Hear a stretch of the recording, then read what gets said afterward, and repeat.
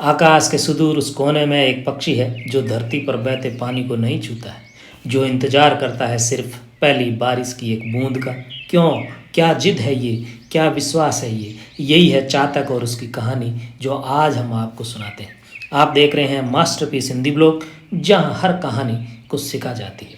चातक पक्षी का ये नियम है कि वह केवल स्वाति नक्षत्र का पानी ही पीता है। धरती पर पड़ा हुआ पानी वह कभी नहीं पीता है। उसकी यह टेक अमर है, अटल है। यहाँ तक कहा जाता है कि यदि किसी उड़ते हुए चातक को बाण लगे और वह घायल होकर गंगा जी में गिरे, तो भी गिरते समय वह अपनी चोंच उल्टी कर लेता है, जिससे कि मरते समय भी उसके मुंह में धरती पर पड़ा हुआ पानी न चला जाए, चाहे वह गंगा जल ही क्यों ना हो। एक बार की बात है, कई दिनों तक वृष्टि नहीं हुई। एक चातक बच्चे ने, जो कि प्यास से बहुत ही व्याकुल हुआ था, अपनी माँ से कहा, माँ, ये कहाँ का न्याय है कि एक ओर तो हमारी जाति के सारे लोग प्यास के मारे छटपटा रहे हैं और दूसरी ओर भगवान इंद्र के कान पर जूं भी नहीं रेंग रही है। ये कैसी कुल मर्यादा है, ये कैसी जाति परंपरा है?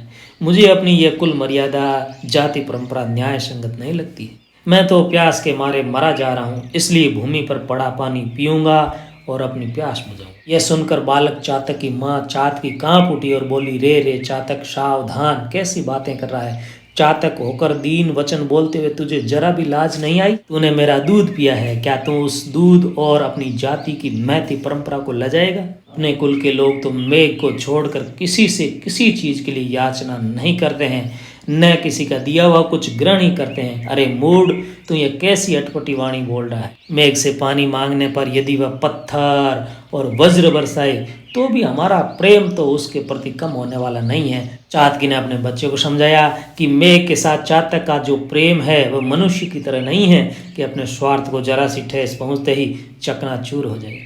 चातकी ने अपने बेटे को बहुत समझाया, अपने कुल, धर्म और जाति परंपरा का महत्व भांति भांति से बताया, किंतु वह किशोर चातक किसी तरह नहीं माना। तो चातकी ने उसे अपने नीड़ के सामने ही एक गंदली सी तलाई दिखलाई, जिसमें थोड़ा सा पानी था, और पूछा, तुम्हारे सामने ये पानी पड़ा है, क्या इस पानी को तुम पियोगे? किशोर चातक ने थरथरा कर कहा, ना ना, यह पानी तो नहीं पी सकूंगा।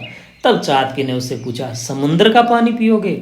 बच्चे ने कहा, नहीं, वह तो खारा है। तो चातकी ने पूछा, गंगा का पानी पियोगे? किशोर चातक ने कहा, नहीं, गंगा जल भी यहाँ तक आते आते रास्ते की मिट्टी, धूल, कचरा इसमें मिल जाता है और वो गंदला हो जाता है, अतः मैं गंगा का जल भी नहीं पीऊंगा।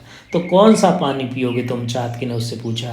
तो उत्तर में वह बोला, मैं तो गोमुख जाऊंगा, जहाँ गंगा ठेठ स्वर्ग से धरती पर अवतरित होती है।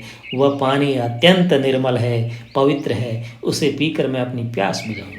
चातकी ने जब पूरा प्रयास कर लिया, लेकिन उसका बच्चा जब उसके कहने में नहीं रहा, तो उसे आशीष देते हुए कहा, भगवान तुम्हारा भला करे, तुम्हारा मंगल हो, तुम खुशी खुशी जाओ और अपनी प्यास बुझाओ।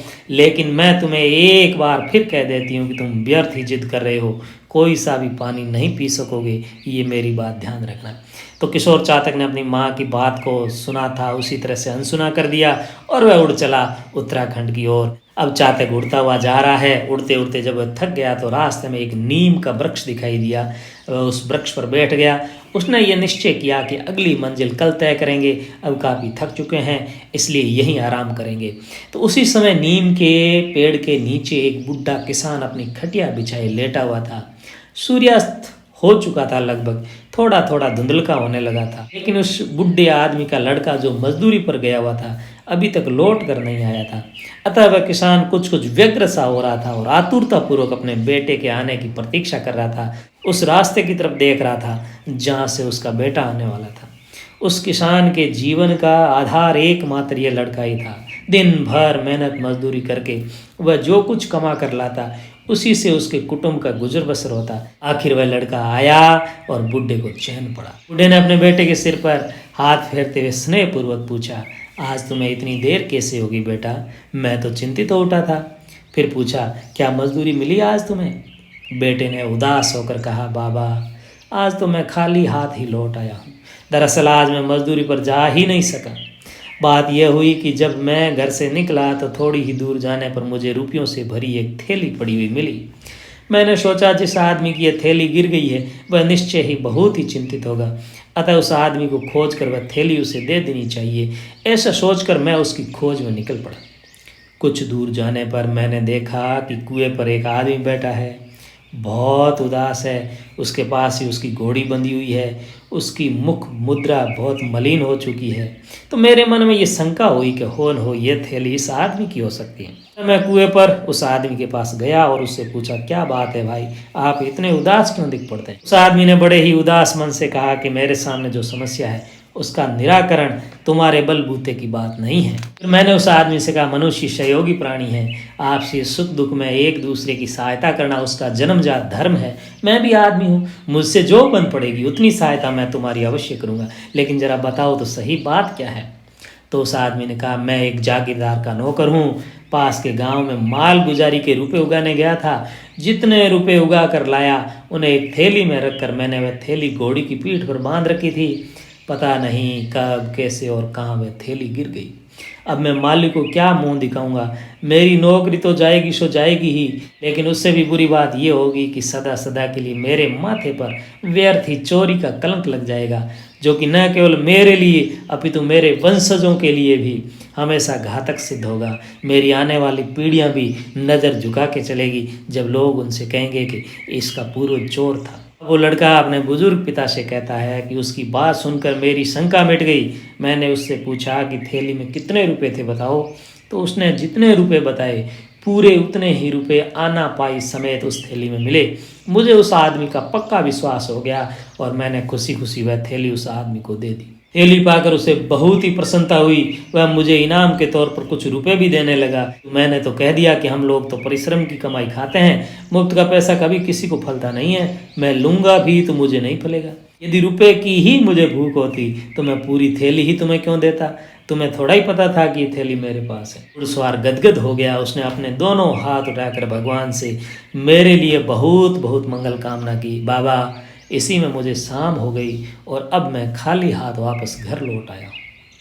बूढ़े को, जो कि अब तक अशक्त सा मरियल सा खाट पर पड़ा था, बेटे की बात सुनकर इतना हर्ष हुआ, इतनी खुशी हुई कि वह उछल पड़ा। उसने लड़के को अपनी बाहों में भर लिया और बोला, बेटा, आज तुम्हें जो मजदूरी मिली है भगवान करे वैसी रोज मिला करे।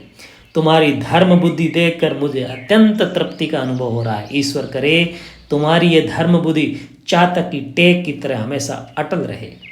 किशोर चातक जो उस वृक्ष के ऊपर बैठा था ये सब बातें सुन रहा था।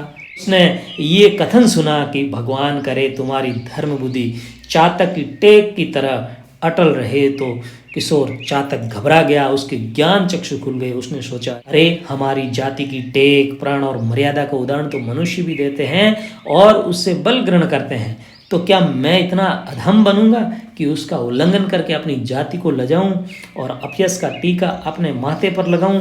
नहीं नहीं, ऐसा कदापि नहीं होगा। उसने गोमुख का विचार त्याग दिया और अपने जाति अभिमान से आत्मविभोर होकर वह कविता पाठ करता हुआ तेजी से अपने नीड़ की तरफ पुनः उड़ चला है। कहने की आवश्यकता नहीं है कि किशोर चातक की कुल मर्यादा और प्रण निर्वाह की टेक पर प्रसन्न होकर भगवान इंद्र ने इतना पानी बरसाया कि चातकों के साथ साथ सारी धरती ही तृप्त हो गई। जुगा जुगारी प्यास लिधा चातक की जीवन निभायो और उणारी प्रीत खातर आज मेघ हो मढ़ायो। तो साथियों, ये थी चातक की एक छोटी सी कहानी। आशा करूँगा आपको ये पसंद आई होगी। इस चैनल को सब्सक्राइब करना ना भूलें ताकि भारत की, राजस्थान की भूली बिसरी लोक कथाएँ आप तक पहुँचती रहें। आप सब यहाँ तक आए, इस लोक कथा को पूरा देखा, इसके लिए मैं पुनः आपका धन्यवाद करूँगा। नमस्कार।